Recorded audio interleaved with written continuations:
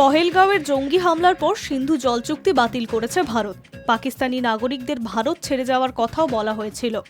এবার ভারতের বাণিজ্য মন্ত্রণালয়ের তরফে একটি বিজ্ঞপ্তি জারি করা হয়েছে।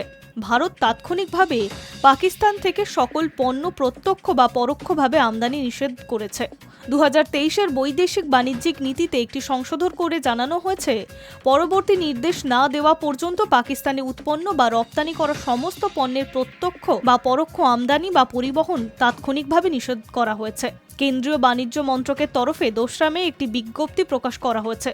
সেই বিজ্ঞপ্তি অনুযায়ী পাকিস্তানে তৈরি কোনো পণ্য সরাসরি বা ঘুরপথে ভারতে আমদানি করার ক্ষেত্রে অবিলম্বে নিষেধাজ্ঞা জারি করা হয়েছে।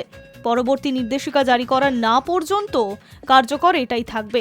ফরেন ট্রেড পলিসি বা বৈদেশিক বাণিজ্য নীতিতে এই নিয়ে একটি শর্ত আরোপ করা হয়েছে।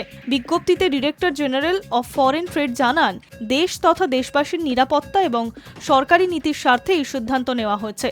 যদি কোনো কিছু জরুরি প্রয়োজনে পাকিস্তান থেকে আমদানি করাতে হয়, তাহলে ভারত সরকারের আগাম অনুমতি নিতে হবে। এই নির্দেশিকা জারির পর দুই দেশের সমস্ত বাণিজ্য স্থগিত করে দেওয়া হবে। তথ্য অনুযায়ী 2024-25-এর অর্থবর্ষে পাকিস্তান থেকে প্রায় $450 মিলিয়ন পণ্য রপ্তানি করেছে ভারত।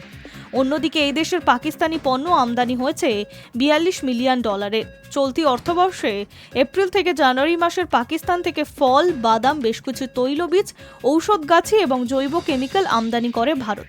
এবার সেই আমদানির ওপরে নিষেধাজ্ঞা জারি করল মোদী সরকার।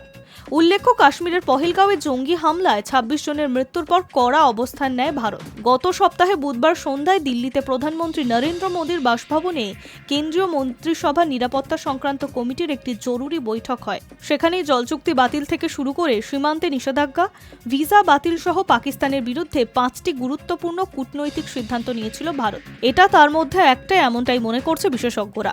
High news network.